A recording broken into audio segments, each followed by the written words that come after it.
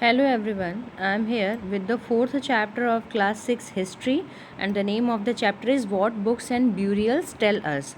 मैं क्लास 6 के chapter 4 history के साथ आपके सामने हूँ और चैप्टर का नाम है What Books and Burials Tell Us means कि हमें बुक्स और ब्यूरियल का मतलब होता है कब्र हमें क्या सिखाती हैं। So in this chapter we will read about it. इस चैप्टर में हम पढ़ेंगे कि जो हिस्ट्री में बुक्स रही हैं और जो आर्कियोलॉजिस्ट ने जो ब्यूरियल्स यानी कब्रें खोद के जो उनको मिली हैं उसका क्या इंपॉर्टेंस है। So let's start the chapter. Mary in the library. Mary एक बच्ची का नाम है जो कि लाइब्रेरी में है। As the bell rang, the teacher asked the students to follow him because they were going to the library for the first time.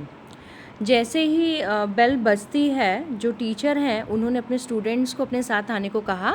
आज वे पहली बार लाइब्रेरी जा रहे थे। When Mary stepped inside, she found that the library was much larger than their classroom. Mary ने देखा कि जब Mary जा रही थी लाइब्रेरी की तरफ तो उसने देखा कि जो लाइब्रेरी है उसकी क्लासरूम से काफ़ी बड़ा था। And there are so many shelves. Shelves का मतलब होता है रैक। वहाँ ढेर सारे बुक्स की रैक थी, ऑल फुल ऑफ बुक्स, जो कि सारी किताबों से भरी थी। In one corner was a cupboard filled with large old volumes.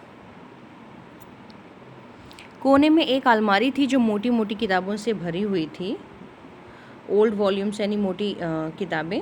Seeing her trying to open the cupboard, the teacher said that cupboard was very special books on different religion. मैरी को एक कबर्ड खोलने की कोशिश करते देख teacher ने बोला कि उस कबर्ड में अलग अलग धर्मों से जुड़ी हुई इम्पोर्टेंट्स बुक हैं। रिलीजन का मतलब होता है धर्म। Did you know that we have a set of the Vedas. क्या आपको मालूम है कि हमारे पास वेदों का भी एक संग्रह है। What are the Vedas. Vedas क्या है। Mary wandered. मैरी बहुत आश्चर्यचकित हो जाती है। Let's find out. चलो देखते हैं क्या है Veda. One of the oldest book in the world. ये दुनिया की सबसे प्राचीन यानी पुरानी ग्रंथों में से एक है। You may have heard about the Vedas. आपने वेदास के बारे में सुना होगा। There are 4 of them. 4 Vedas हैं। Rigveda, Samaveda, Yajurveda and Atharvaveda. The oldest Veda is the Rigveda. और सबसे पुरानी अगर कोई वेद है तो वो है Rigveda. Compose about 3500 years ago, जिसकी रचना 3500 ईयर्स एगो यानी पहले करी गई थी। The Rigveda includes more than 1000 Hume's. जो ऋग्वेदा है उसमें 1000 से भी ज़्यादा प्रार्थनाएं हैं। ह्यूम्स का मतलब होता है प्रार्थनाएं। कॉल्ड सुक्ताय और वेलसेट, जिसको कि सुक्त कहा जाता है। These hymns are in a praise of various gods and goddess. और ये जो प्रार्थनाएं हैं वो अलग अलग देवी और देवताओं, गॉड्स और गॉडेसेस का मतलब होता है देवी देवता, उनके उनसे उनकी प्रार्थना में कहा गया है। 3 गॉड्स आर स्पेशली इम्पॉर्टेंट। उस समय में 3 गॉड जो थे बहुत इंपॉर्टेंट थे। Agni, the god of fire, Indra, a warrior god, and Soma, a plant which special drink was prepared. जिसमें अग्नि, इंद्र और सोम थे। अग्नि आग के देवता थे, इंद्र युद्ध के देवता थे और सोम एक पौधा है जिससे एक खास तरह का ड्रिंक बनाया जाता था। These Hume's were composed by sages. ये जो ह्यूम्स हैं यानी प्रार्थनाएं उसको ऋषियों ने यानी ऋषिस जो ब्रैकेट में लिखा हुआ है ऋषि मुनियों ने उसका रचना करी है। Priest taught students to recite and memorize each syllable word and sentence bit by bit which great care. जो प्रीस्ट यानी आचार्य थे विद्यार्थियों को इन्हें अक्षरों, शब्दों और वाक्यों में बांटकर सश्वर पाठ द्वारा याद करवाते थे। Most of the Hume's were compose, taught and learn by man. कुछ प्रार्थनाओं की रचना महिलाओं ने भी की थी, मेन ने की थी। And a few were compose by women, और कुछ की वुमेन ने की थी। The Rigveda is an old your वैदिक संस्कृत। जो ऋग्वेदा है वो बहुत ही ये संस्कृत या वैदिक संस्कृत कहलाती है। From the Sanskrit you learn in school these day. ये थोड़ी अलग तरीके की भाषा है और अब आप स्कूलों में इसको पढ़ते भी हैं। The books we use are written and printed, जो भी किताबें हम इस्तेमाल करते हैं वो रिटेन या प्रिंटेड होती हैं। The Rigveda was recite and heard rather than read. Rigveda का उच्चारण किया जाता था और श्रवण किया जाता था, न कि पढ़ा जाता था। मतलब उस समय में जो बुक थे या ऋग्वेद थे उनको उनका प्रोनाउंसिएशन किया जाता था, उनको सुना जाता था, उनको पढ़ा नहीं जाता था। It was written down several centuries after it was first compose and printed less than 200 years ago. रचना के कई सेंचुरी बाद इसे पहली बार लिखा गया और इसे प्रिंट का काम तो मुश्किल से 200 साल पहले हुआ होगा। How historians study the Rigveda, किस तरीके से हिस्टोरियंस यानी इतिहासकार जो थे वो ऋग्वेद का उन्होंने अध्ययन किया। Historians like archaeologist find out about the past but in addition to material remains they examine written sources as well. जो हिस्टोरियंस थे और आर्कियोलॉजिस्ट थे की तरह ही अतीत के बारे में जानकारी इकट्ठी करते हैं,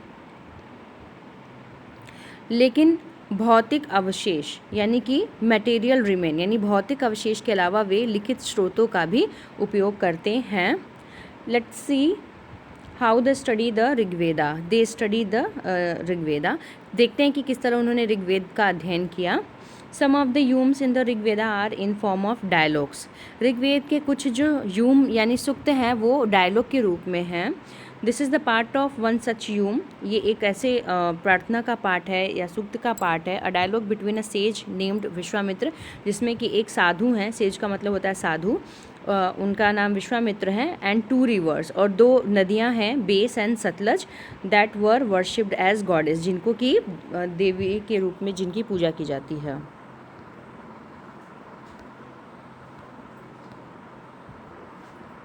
kettles, horses and chariots. Kettles यानी कि जो चौपाए हैं, हॉर्सेज घोड़े, एंड चैरियट्स यानी रथ। There are many prayers in the Rigveda for cattle, children and horses. Rigveda में कैटल्स को लेके, बच्चों को लेकर के और घोड़ों की प्राप्ति के लिए अनेक प्रार्थनाएं हैं। Horses were yoked to chariots that were used in battles which were fought to capture cattle. घोड़ों को लड़ाई में रथ खींचने के काम में लाया जाता था और इन लड़ाइयों में कैटल्स को जीत कर लाए जाते थे। Battles were also fought for land which was important for pasture and for growing hardy crops that ripened quickly such as barley. लड़ाइयाँ वैसे ज़मीन के लिए भी लड़ी जाती थी जहाँ अच्छे चारागाह हों या जहाँ पर जौ जैसी जल्दी तैयार हो जाने वाली फसलों को उपजाया जा सके। Some battles were fought for water and to capture people. कुछ लड़ाइयाँ पानी के स्रोतों के लिए और लोगों को पकड़ने यानी बंदी बनाने के लिए भी लड़ी जाती थी। Some of the wealth that was obtained was kept by the leaders, some was given to the priest and the rest was distributed amongst the people. युद्ध में जीते गए धन का कुछ भाग सरदार रख लेते थे तथा कुछ हिस्सा पुरोहितों को दे दिया जाता था और शेष जो हिस्सा बचता था आम लोगों में बांट दिया जाता था। Some wealth was used for the performance of yajanas or sacrifices in which offering were made into the fire. कुछ धन यज्ञ करने के लिए, याजना यानी यज्ञ करने के लिए भी प्रयुक्त होता था, यज्ञ की आग में आहुति दी जाती थी। These were meant for gods and goddesses, ये गॉड और गॉडेसेस के लिए होता था। Offering could include ghee, grain and in some cases animals. ये आहुतियाँ जो हैं देवी देवताओं को दी जाती थी, घी, अनाज और कभी कभी जानवरों की भी आहुति दी जाती थी। Most man took part in these Wars, बहुत से लोग इन तरह के युद्धों में पार्ट लेते थे।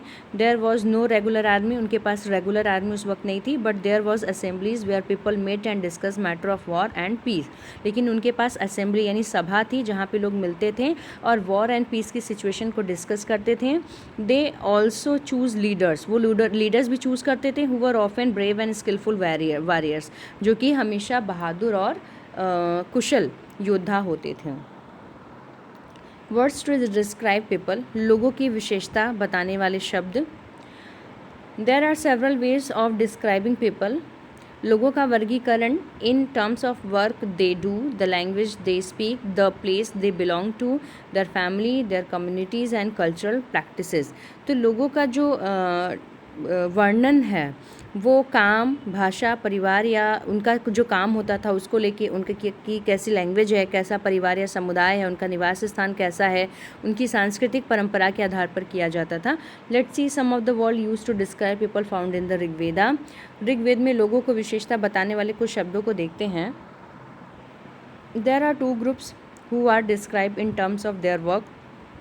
The priests, sometimes called Brahmins, who perform various rituals, and the Rajas. ऐसे दो समूह हैं जिनका वर्गीकरण काम के आधार पर किया गया है. एक तो है पुरोहित, जिन्हें कभी कभी ब्राह्मण कहा जाता था, तरह तरह के यज्ञ और अनुष्ठान करते थे, और दूसरे थे राजा. These rajas were not like the ones you will be learning about later. They did not have capital cities, palaces or armies, nor did they collect taxes. ये राजा वैसे नहीं थे जिनके बारे में हम लोग बाद में जानेंगे.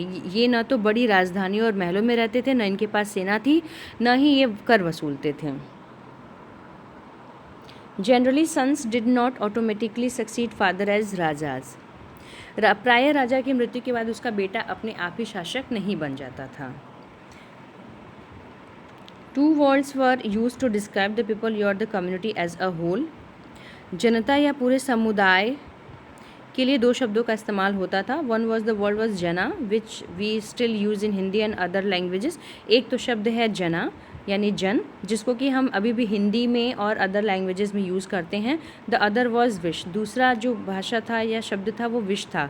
द वर्ड वैश्या कम्स फ्रॉम विश, ये जो विश शब्द है वो वैश्या से निकला हुआ है. You will learn more about this in chapter 5. Chapter 5 में आप इसको पढ़ेंगे अच्छे से. Several vish or jana are mentioned by name, so we find difference to the Puru jana or wish, the Bharat जना or wish, the Yadu jana or vish, and so on. ऋग्वेद में विश और जनों के नाम मिलते हैं, इसलिए हमें पुरुजन या विश, भारत जन या विश, यदुजन या विश जैसे कई उल्लेख मिलते हैं. Sometimes the people who composed the hymns described themselves as Aryas and called their opponents दासाज and दास्यूज. जिन लोगों ने इन प्रार्थनाओं की रचना करी वे कभी कभी खुद को आर्य कहते थे तथा अपने विरोधियों को दास या दस्यु कहते थे. These were people who did not perform sacrifices and probably spoke different language. दस्यु वे लोग थे जो यज्ञ नहीं करते थे और दूसरी तरह की शायद भाषाएं बोलते थे. Later the term dasa came to mean slave. Slave were women and men who were often captured in war. बाद के समय में दास शब्द का मतलब गुलाम हो गया. दास वे स्त्री और पुरुष होते थे जिन्हें युद्ध में बंदी बनाया जाता था. They were treated as the property of their owners who could make them do whatever work they wanted. उन्हें उनके मालिक की प्रॉपर्टी मानी जाती थी, जो भी काम मालिक चाहते थे उन्हें सब करना पड़ता था. While the Rigveda was being composed in the northwest of the subcontinent, there were other developments elsewhere. Let's look at some of these. जिस युग में सब कॉन्टिनेंट के नॉर्थ एंड वेस्ट में ऋग्वेद की रचना हो रही थी, उसी समय दूसरी जगहों पर एक अलग तरह का विकास हो रहा था. देखते हैं वो क्या था. Silent sentinels the story of the megaliths, यानी खामोश प्रहरी. साइलेंट सेंटिनल्स का मतलब होता है खामोश प्रहरी. और अब हम मेगालिथ्स यानी महापाषाण की कहानी देखते हैं. Look at the illustration of the next page. Next page पे जो फिगर है उसको देखते हैं. These stones boulders are known as megaliths. ये जो शिलाखंड हैं, बाउल्डर्स यानी शिलाखंड हैं, महापाषाण नाम से जाने जाते हैं. These were carefully arranged by people and were use to mark burial sites. ये पत्थर दफन करने के जगह पर लोगों द्वारा बड़े तरीके से लगाए गए थे. The practice of erecting megaliths began about 3000 years ago and was prevalent throughout the Deccan, South India, in the northeast and Kashmir. महापाषाण कब्रें बनाने की प्रथा लगभग 3000 ईयर्स पहले शुरू हुई थी. ये प्रथा दक्षिण में और डेक्कन में, साउथ इंडिया में और नॉर्थ ईस्ट इंडिया में और कश्मीर में प्रचलित थी. Some important megaliths sites are shown in map 2. Map 2 में आप देख सकते हैं एक मेगालिथ साइट आपको दिखाया जा रहा है. While some megaliths can be seen on the surface, other megaliths burials are often underground. कुछ महापाषाण ज़मीन के ऊपर ही दिख जाते हैं, कुछ महापाषाण ज़मीन के भीतर भी होते हैं. Sometimes archaeologist find a circle of stone boulders, a single large stone standing on the ground. कई बार जो आर्कियोलॉजिस्ट उनको गोलाकार सजाए हुए पत्थर मिलते हैं, कई बार अकेला खड़ा हुआ पत्थर भी मिलता है. These are the only indications that there are burials beneath. Beneath का मतलब होता है ज़मीन के नीचे, तो ये एकमात्र प्रमाण है जो ज़मीन के नीचे कब्रों को दर्शाते हैं। All these burials have some common features. इन सब कब्रों की कुछ समानताएं हैं। Generally the dead were buried with distinctive pots which are called black and red ware. सामान्यतः मृतकों को खास किस्म के मिट्टी के बर्तनों के साथ दफनाया जाता था, जिन्हें काले या लाल मिट्टी के बर्तन यानी कि ब्लैक एंड रेड वेयर के नाम से जाना जाता है। Also found are tools and weapons of iron and sometimes skeletons of horses, horse equipment and ornament of stone and gold. इसके साथ ही साथ कभी कभी लोहे के औजार, घोड़ और हथियार, घोड़ों के कंकाल, स्केलेटन यानी कंकाल और सामान तथा पत्थर और सोने के गहने भी मिलते हैं। Finding out about social differences. लोगों की सामाजिक असमानताओं के बारे में पता लगाना। Archaeologist think that objects found with the skeleton probably belonged to the dead person. पुरातत्वविद ये मानते हैं, यानी आर्कियोलॉजिस्ट, की कंकाल के साथ पाई गई चीज़ें मरे हुए व्यक्ति की ही रही होंगी। Sometimes more objects are found in a one grave than in another. कभी कभी क्या होता था कि एक कब्र की तुलना में दूसरे कब्र में ज़्यादा चीज़ें मिलती थीं। Find Brahmagiri on map second. Here one skeleton was buried with 33 gold beads, 2 stone beads, 4 copper bangles and 1 conch shell. यहाँ एक व्यक्ति की कब्र में 33 सोने के मनके, बीड्स यानी मनके, और शंख पाए गए हैं, सेल्स यानी शंख पाए गए हैं। दूसरे कंकालों के पास सिर्फ कुछ मिट्टी के ही बर्तन पाए गए हैं। These finds suggest that there was some difference in status amongst the people who were buried. यहाँ दफनाए गए लोगों की सामाजिक स्थिति में भिन्नता को दर्शाता है। Some were rich, others poor, some chief, others followers. इसमें कुछ अमीर थे तो कुछ गरीब थे, कुछ सरदार थे तो कुछ अनुयायी थे। Were some burial spots meant for certain families? क्या कुछ कब्रगाहें खास परिवारों के लिए थीं? Sometimes megaliths contain more than one skeleton. कभी कभी महापाषाणों में एक से अधिक कंकाल मिले हैं। These indicate that people perhaps belonging to the same family were buried in the same place though not at the same time. जो ये दर्शाते हैं कि शायद एक ही परिवार के लोगों को एक ही स्थान पर अलग अलग समय पर दफनाया गया था। The bodies of those who died later were brought into the grave through the पोर्थोल्स। बाद में मरने वाले लोगों को पोर्ट होल के रास्ते कब्रों में ला करके दफनाया जाता था। Port holes. Stone circles your boulders placed on the surface probably served as signposts to find the burial site so that people could return to the same place whenever they wanted to. ऐसे स्थान पर गोलाकार लगाए गए पत्थर या चट्टान चिन्हों का काम करते थे, जहां लोग आवश्यकता अनुसार डेड बॉडी को दफनाने दोबारा आ सकते थे। द स्पेशल ब्यूरियल एट इनाम गांव। इनाम गांव एक जगह का नाम है। इसमें एक विशिष्ट व्यक्ति की कब्र मिली है, उसको देखते हैं। Find Inamgaon on map second. It is a site on the river Ghod, a tributary of the Bhima. यह भीमा